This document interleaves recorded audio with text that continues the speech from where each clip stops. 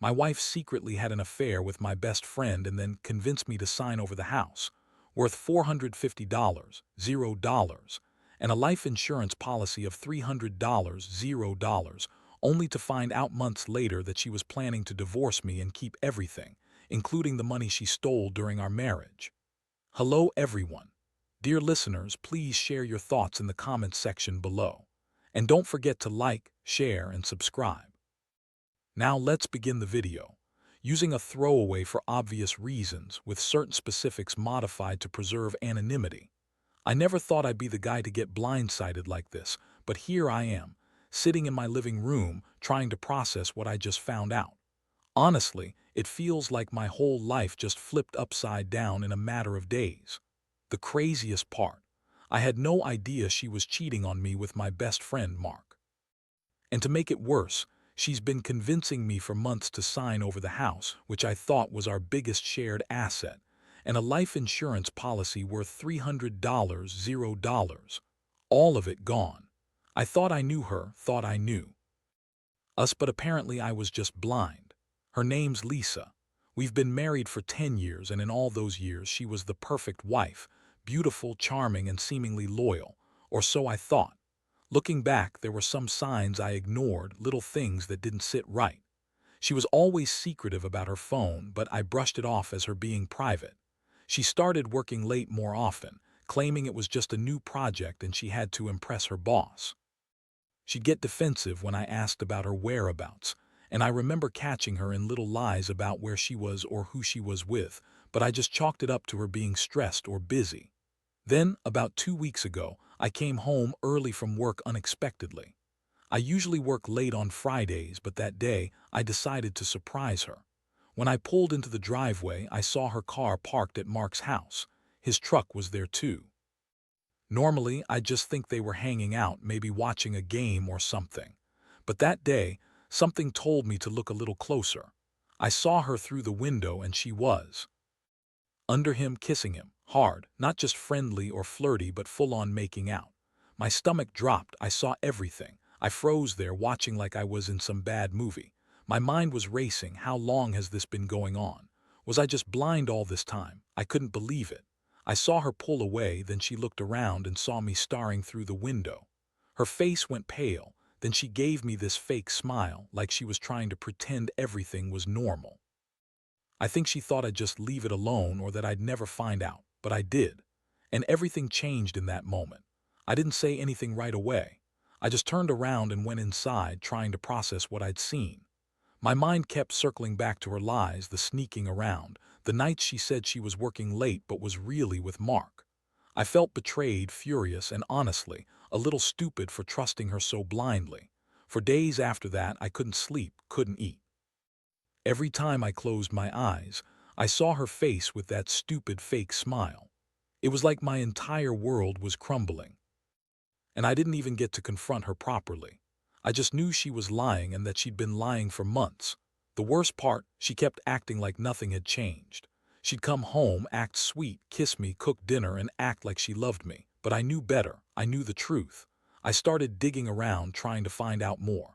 I looked through her phone, her emails, her social media, anything I could get my hands on. And that's when I found the real bombshell. Not just her affair with Mark, but the fact that she was trying to manipulate me into signing over our house and life insurance policy. She'd been pushing me to do it for months, saying it was for our future, for our security. She kept saying she wanted to build a life together, but all I saw was her planning her escape, her new life with Mark. She'd even convinced me to meet with her lawyer, saying we needed to get everything in order, that it was just a precaution. I remember feeling so naive, so stupid for trusting her. I signed the papers without thinking, not realizing she was planning to take everything, my house, the money, everything I worked for. And now I see it clearly. She used me, she lied, she cheated, and she was planning to leave me with nothing. The betrayal cuts deep, but what's worse is that I feel like I've been played for a fool. All those years I thought she loved me. Turns out she was just using me to get what she wanted. I don't even know how to process this anymore. I'm angry, broken, and confused. How could she do this? How could she lie so effortlessly? I trusted her with everything, and now I realize I was just a pawn in her game. I don't know what's coming next, but I do know I have to figure out how to move forward. I need to get my head straight, figure out what to do about the house, the insurance, and most importantly, her. Because I'm done being fooled. I'm done being the fool in her game.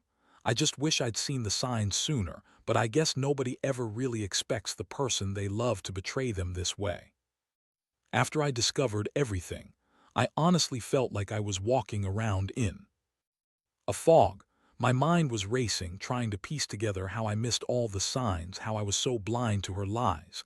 I kept asking myself, how could she do this to me, to us? I'd been married to Lisa for 10 years and I always thought we had a good thing going.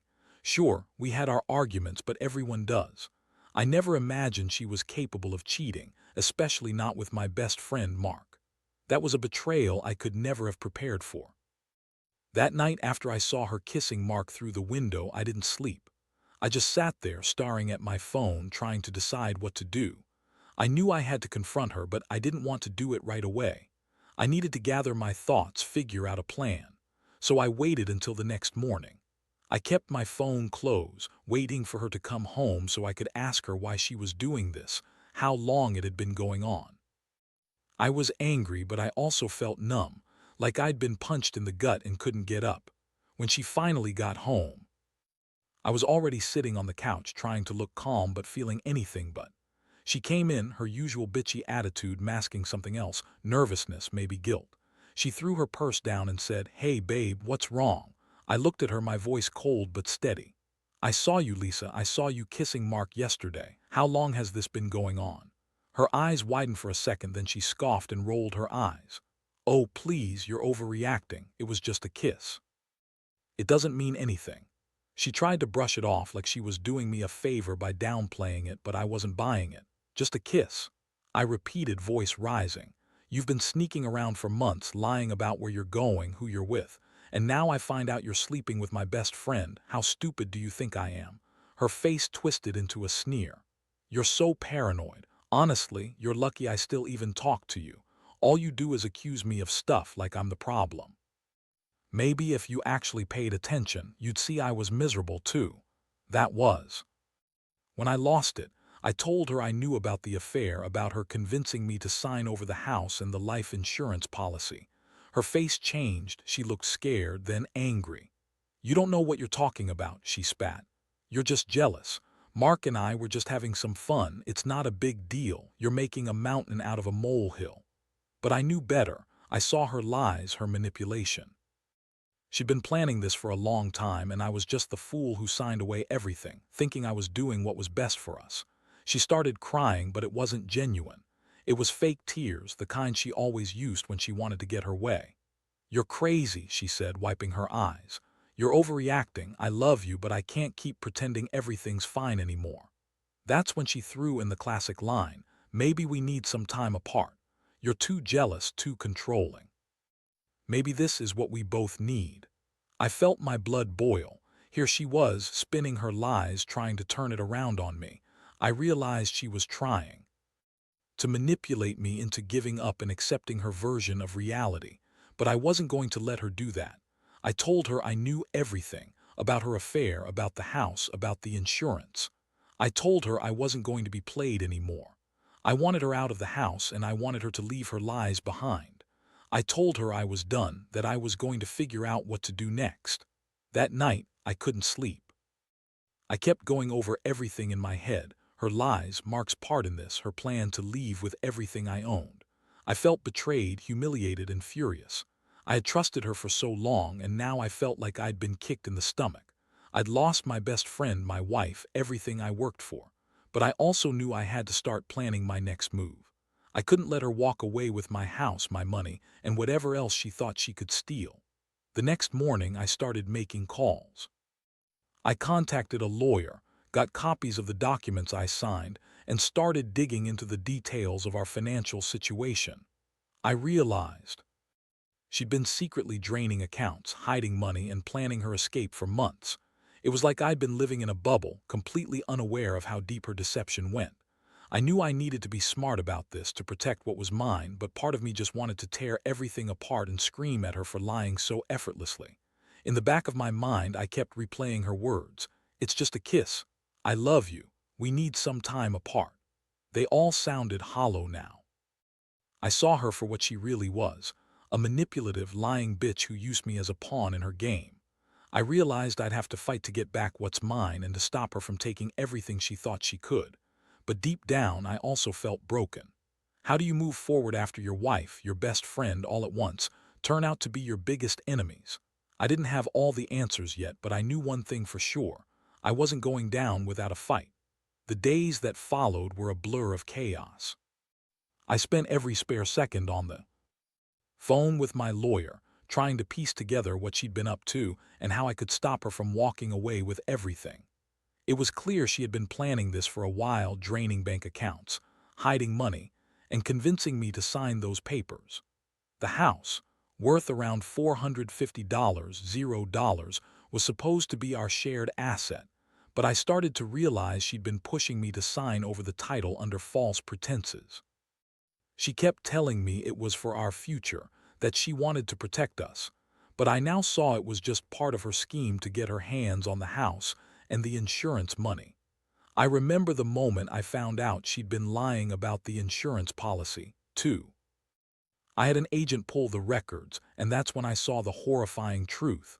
She'd taken out a policy of $300, $0, claiming she did it for security, but I found out she'd been paying the premiums herself, secretly, for months. She'd been planning to divorce me, then cash in on that policy once she had the house and the money. I felt like I'd been hit with 100 bricks all at once. How could someone I loved do this to me? How could she lie so convincingly? I knew I had to confront her again, but this time with all the facts. I sat her down in the living room, my heart pounding, and told her I knew everything: the affair, her manipulations, the insurance, the house. Her face went pale and she started to lie again, denying everything, insisting she was innocent. "You're crazy," she spat. "You're just jealous because Mark and I are happy. You're imagining things like always." But I had proof now. I had bank statements, emails, even her own words from conversations I secretly recorded. It was over. Her reaction was classic. She started crying, pretending to be the victim. "You're ruining everything," she said, voice cracking. "I did everything for us. I only wanted us to be happy. You're just so paranoid, so controlling." I looked right at her and said, "You lied, you cheated, and you tried to steal from me. I trusted you, Lisa. I gave you everything, my love, my life, and you threw it all away for some guy and a quick buck." She looked furious now, full of rage, and tried to spin her lies again, but I cut her off. I told her she was done, that I was calling the lawyer to get everything in order. I wanted her out of the house, and I wanted her to face the consequences of what she'd done. That night I stayed up late, going through all the documents, emails, and texts. I found more evidence of her planning her escape: secret meetings, hidden bank accounts, and even a stash of cash she'd been saving for her new life. For hours I felt like I was digging my own grave, uncovering how deeply she'd betrayed me.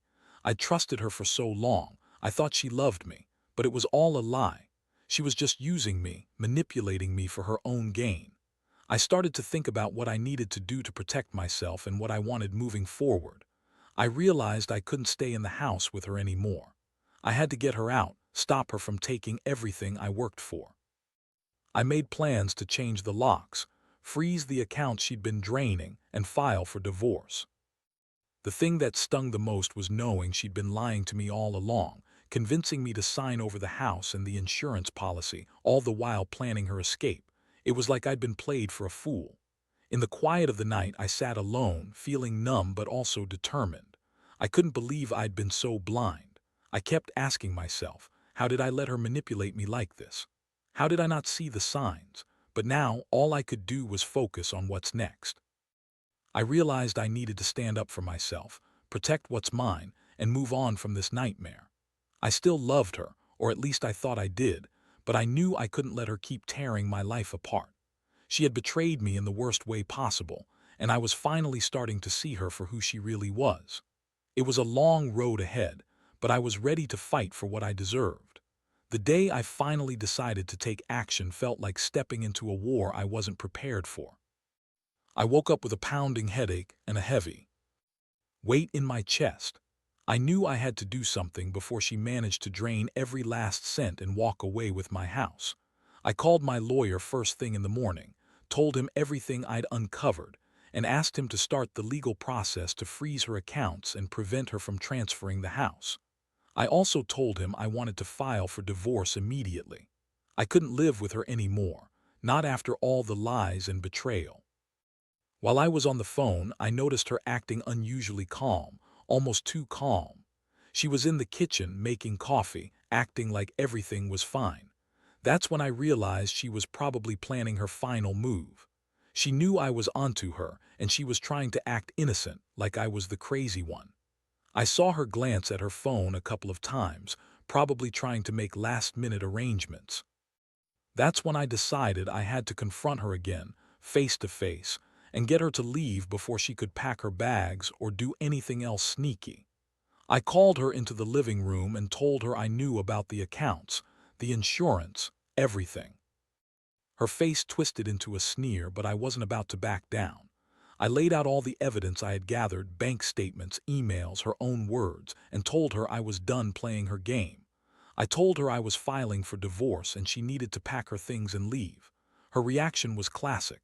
She started crying, whining, saying how unfair it was, how I was ruining everything. "You're just jealous," she said, "because Mark and I are happy. You're insecure, that's all." I looked her dead in the eyes and said, "You lied to me. You cheated on me with Mark. You tried to steal my house and my life insurance. I trusted you for 10 years, Lisa. And now I see you for what you really are, a manipulative, selfish bitch who used me for her own gain." Her face flushed with anger and she yelled, "You're crazy. You don't know what you're talking about. Mark and I are just having some fun. You're paranoid. You're controlling. Maybe you're the one who needs to get help." I didn't buy her lies anymore. I told her I was done listening to her bullshit and she needed to leave. I wasn't going to let her drain my accounts or steal my house. She stormed out of the room, crying and screaming about how I was ruining her life, how I was the one who was crazy, and that she'd never do anything to hurt me. But I knew better. I'd seen her lies, her manipulations, and her plan to run off with Mark and everything I owned. I called the lawyer again to confirm everything was being frozen, and I started the divorce paperwork. I was finally taking control, even though I felt like I was losing my mind. Over the next few days, I kept watching her, waiting for her to make her move. I changed all the passwords on our bank accounts and I made sure the house was secured. I also started to document everything: her secret meetings, the cash she'd been hiding, the emails she'd been sending to Mark. I had to be prepared for whatever she threw my way. I knew she was desperate now, and I didn't trust her not to try something crazy. I also reached out to a financial advisor to help me understand how much of her money she'd managed to hide and what I could do to recover it. Meanwhile, she kept trying to spin her lies, acting innocent and helpless. She'd come to me, crying, saying she didn't want to lose everything, that she loved me. But I wasn't falling for it anymore. I saw through her fake tears. She was just trying to manipulate me again to make me feel guilty so I'd back down. But I was done playing her game. I told her she had to leave, that I was serious about ending this chapter of my life. I didn't want her in my house anymore, not after everything she'd done. That night I sat alone in the dark, feeling exhausted but strangely relieved. I knew I was taking the first real steps toward reclaiming my life. I felt betrayed, humiliated, and angry, but also determined. I'd started building a plan to get my house back, to protect my money, and to start over without her. It was a long road ahead, but I was finally standing up for myself. I realized I'd been a fool for trusting her so blindly for so many years. But now, I was done being the victim. I was going to fight for what was mine, no matter how hard it was. And somehow, deep down, I knew I'd come out of this stronger. The weeks that followed were a whirlwind of legal battles and emotional exhaustion. I never imagined my life would come to this, fighting to keep what I worked so hard for, all because of her lies and betrayal. The lawyer managed to get the bank accounts frozen, and I was finally able to see what she'd been hiding. Turns out, she'd been draining money from our joint accounts for months, funneling it into secret accounts she set up without my knowledge. She'd also been making cash withdrawals, hiding her stash in a safe deposit box I didn't even know about. The house, The insurance, everything I thought was ours was slowly slipping away, and I felt powerless. I spent most of my days in court, trying to get her out of the house, fighting to stop her from selling or transferring our property. The lawyer told me I had a strong case, but I knew Lisa wouldn't go down without a fight.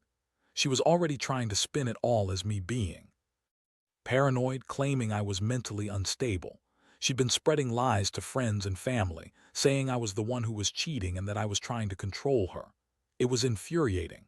I couldn't believe how good she was at manipulating everyone around her, including her own family.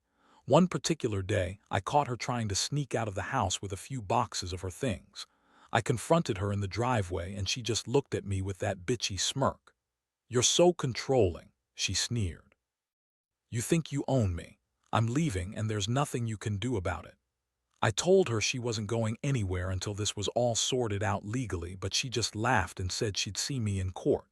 That moment hit me hard. She was really trying to walk away with everything, even though I had proof of her lies and theft.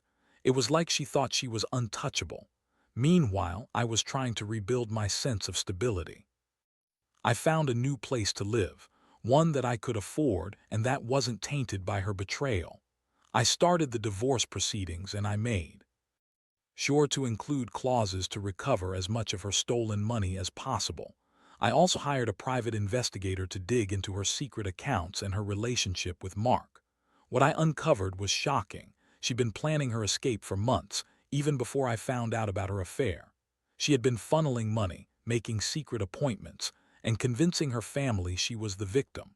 I felt like I'd been played for a fool, but I was determined to fight back. The emotional toll was heavy.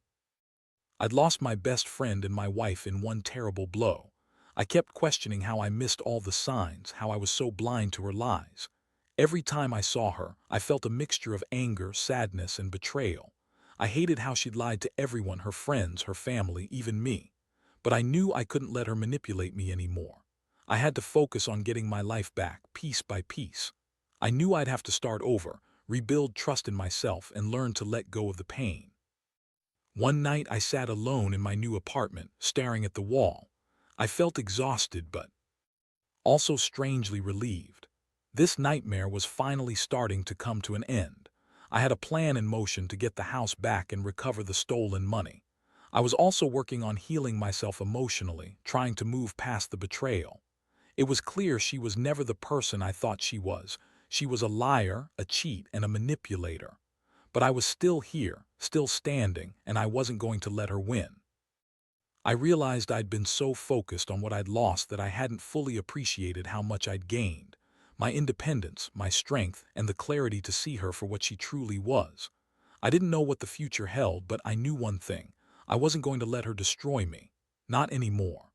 The final stretch of this nightmare hit me harder than I expected. After months of battling in court, I finally got a judge to order her out of the house. It wasn't easy. She fought every step of the way, trying to spin it as me being unstable, but the evidence was clear. The judge saw through her lies and upheld my claims. When she was finally forced to pack her bags, I watched her walk out the door for the last time, her face twisted with rage and contempt. I felt a strange mix of relief and emptiness. Part of me was glad she was gone, but another part couldn't help but wonder how everything fell apart so fast. In the aftermath, I focused on rebuilding what she had tried to destroy. I worked with my lawyer to recover the stolen money, which was a painstaking process. She'd hidden thousands in secret accounts, but we eventually traced most of it and managed to freeze her assets. The house, thankfully, was returned to me, and I was finally able to start fresh. I sold the place and moved into a smaller, more secure home, one I could afford without her manipulations hanging over me. It wasn't about material things anymore. It was about reclaiming my life and my sanity. The emotional scars weren't so easy to heal. I spent a lot of time reflecting on everything, how I let her manipulate me for so long, how I missed the signs, and how I trusted someone who was never truly loyal. But I also learned a lot. I learned to trust my instincts, to listen to that little voice that warns you when something's wrong. I learned that people are capable of incredible deception, even those closest to you. And most importantly, I learned that I could survive betrayal and come out stronger. I've started seeing a counselor to work through the anger and hurt. I've also reconnected with friends and family, people who saw through her lies and never abandoned me. Slowly, I'm rebuilding my confidence and my sense of self. It's not easy. There are days when the pain feels fresh, but I refuse to let her define me anymore. I've realized that even after all the betrayal, I still have the power to choose my future. Looking back, I wish I'd been more aware, more cautious. But I also know I can't change the past. All I can do is move forward, smarter and more resilient than before. I hope my story serves as a warning. Trust is fragile, and betrayal can come from the most unexpected places. Be vigilant, be honest with yourself, and never ignore the red flags. Because in the end, what matters most is your peace of mind and your ability to rebuild after the storm. I've learned that even in the darkest moments, there's a chance to start over, and that's what I intend to do.